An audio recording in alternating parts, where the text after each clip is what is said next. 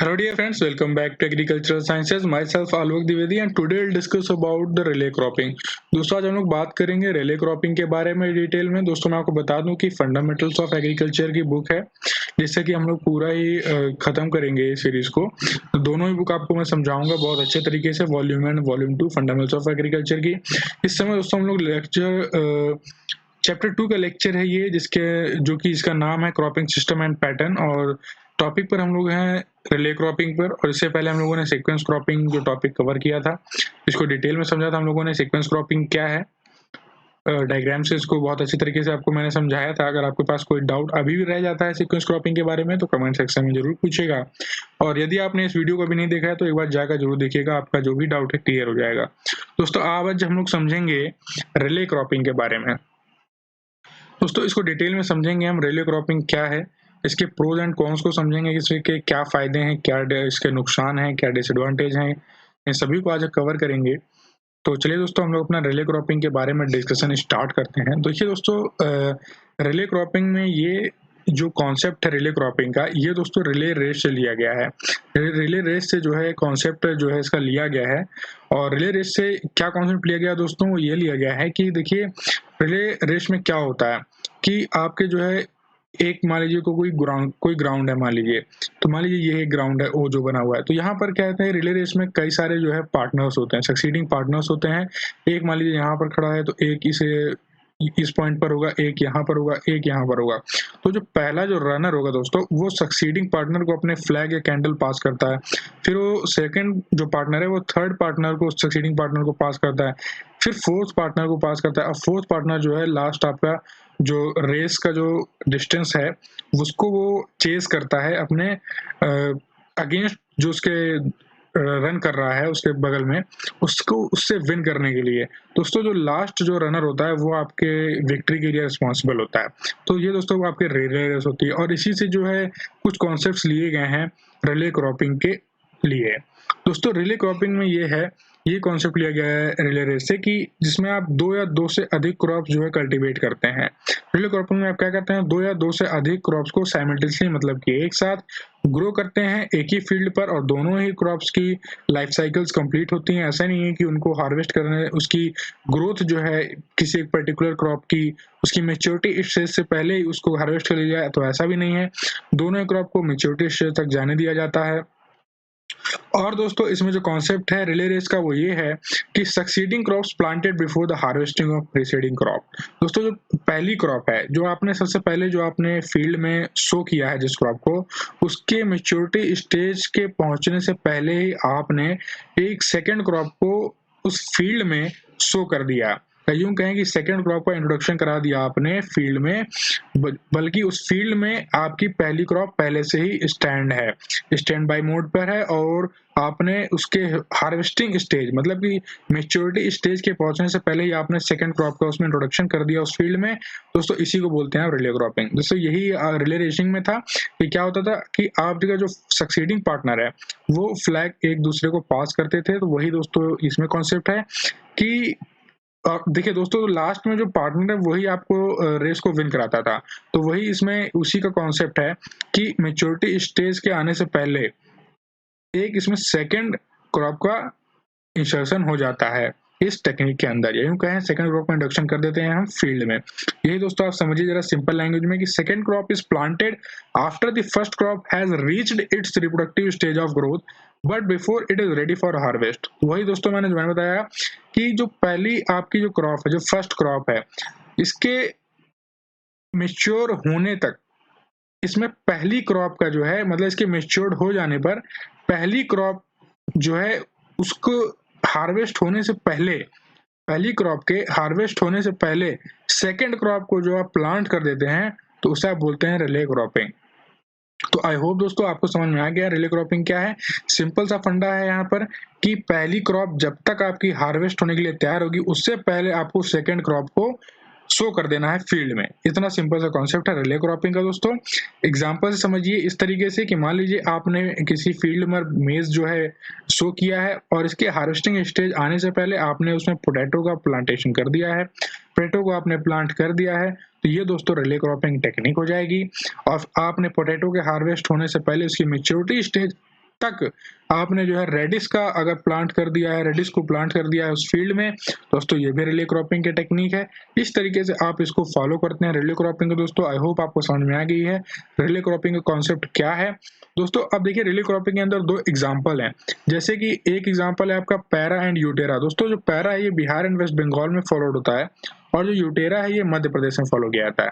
दोस्तों basically para और यूटेरा जो है ये एग्जाम्पल्स ऐसे हैं कुछ कि इसमें ये होता है कि दोस्तों जो आपकी लेग्यूमिनस क्रॉप्स हैं, ये जो राइस के हार्वेस्ट करने से पहले ही लेग्यूमिनस क्रॉप को आप प्लांट कर देते हैं फील्ड में, तो उसी को आप बोलते हैं पैरा और यूटेरा।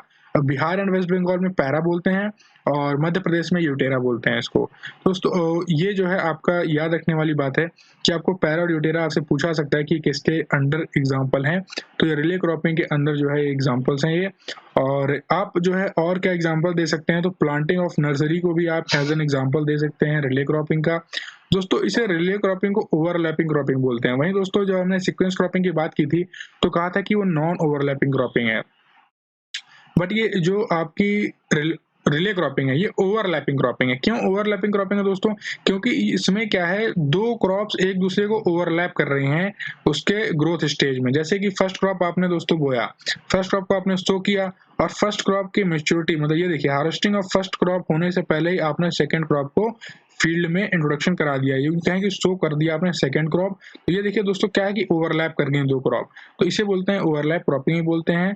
या यूं कहें कि ओवरलैपिंग क्रॉपिंग आपसे पूछा सकता है ऑप्शंस में कि कौन कौन सी हैं, तो सीक्वेंस क्रॉपिंग आपको दे देगा, मिक्स क्रॉपिंग दे देगा, मल्टीपल क्रॉपिंग दे देगा, रिले क्रॉपिंग दे देगा। तो जो आपका सुटेबल ऑप्शन होगा वो आपका होगा रिले क्रॉपिंग। तो इस तरीके से आपसे क्वेश्चन दोस्तों पूछे जाते हैं, तो आपको ये याद रखना है। कॉन्सेप्ट आपका अगर क्लियर है तो आप किसी भी क्वेश्चन को बहुत इजीली अटेम्प्ट कर सकते हैं।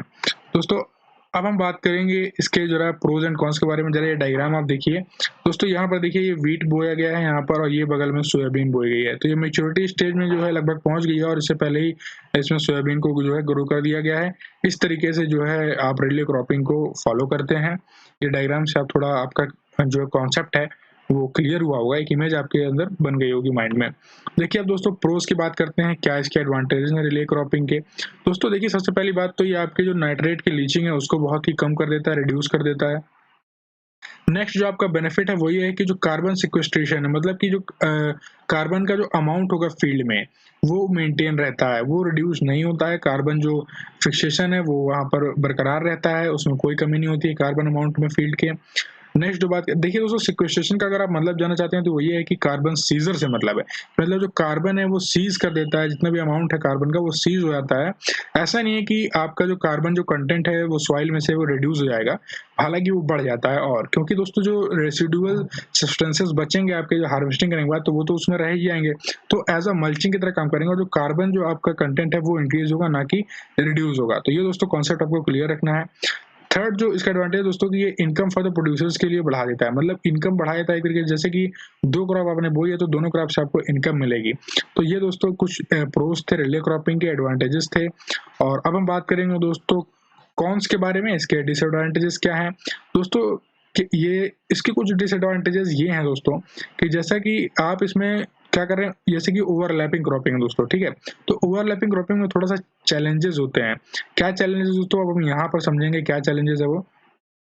दोस्तों कभी कभी ये होता है कि जो सेकंड क्रॉप के ऊपर पहली क्रॉप जो आपने फील्ड में ग्रो की है, तो वो पहली क्रॉप कभी कभी स्ट्रेस डाल देती है सेकंड क्रॉप के ऊपर। जैसे कि आपने वीट ग्रो किया है तो सोयाबीन के ऊपर जो है स्ट्रेस जो है प्रोड्यूस कर सकती है, और ऐसा हो सकता है कि उसकी जो है ईल्ड को रिड्यूस कर दे वो।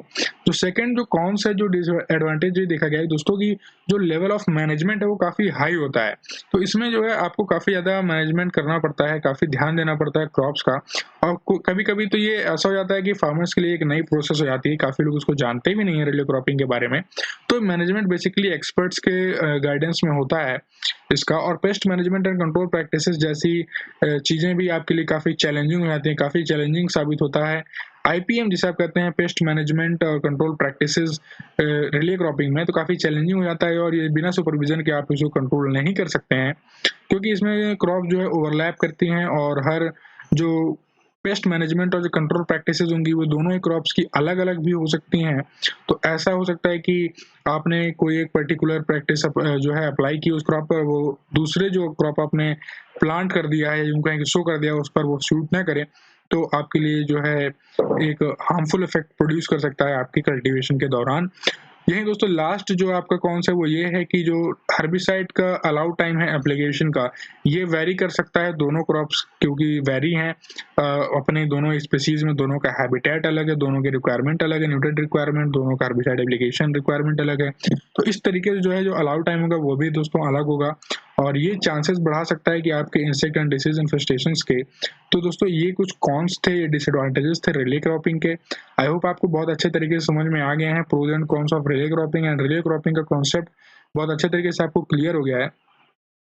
दोस्तों ये डायग्राम अगर आप बना लेंगे, डायग्राम अगर आपके माइंड में यूं कहें कि इसको आप बिल्कुल छाप लीजिए माइंड में, कि बिल्कुल आपको भूलेगा नहीं रिले क्रॉपिंग क्या है। अगर आपके दिमाग में ये डायग्राम आपके बन गया है तो आप भूल नहीं सकते हैं कि रिले क्रॉपिंग क्या है दोस्तों। और सीक्वेंस क्रॉपिंग में दोस्तों हम लोगों ने देखा था कि इसमें जो है क्रॉप क्या थी, इसमें हार्वेस्ट करने के बाद हम तुरंत शो कर रहे थे, बट यहाँ पर क्या कर रहे हैं, इसमें हार्वेस्टिंग स्टेज आने से पहले ही हम लोग जो है सेकंड क्रॉप को शो कर दे रहे हैं फील्ड में। यही दोस्तों डिफरेंस है सीक्वेंस क्रॉपिंग और रिले क्रॉपिंग में। दोस्तों ये रहा आपका रिले क्रॉपिंग का पूरा कॉन्सेप्ट, पूरा मैंने आपको समझा दिया इसके प्रोज एंड कॉन्स क्या है।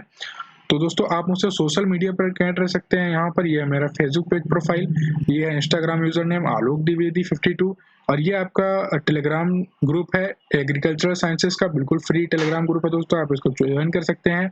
और इसको ज्वाइन करने से आपको ये फायदा होगा दोस्तों कि जब भी मैं वीडियो को अपलोड करूंगा न्यू वीडियोस, तो आपको नोटिफिकेशंस जो है मिलेंगे, आप कोई भी नोटिफिकेशन को मिस नहीं करेंगे, कोई वीडियो आपसे मिस नहीं होगी, और आप जो है इसी तरीके से नॉलेज अपना आप बढ़ाते रहेंगे, और कोई भी एग्जाम आप देंगे तो उसमें आपको सफलता जरूर मिलेगी दोस्तों।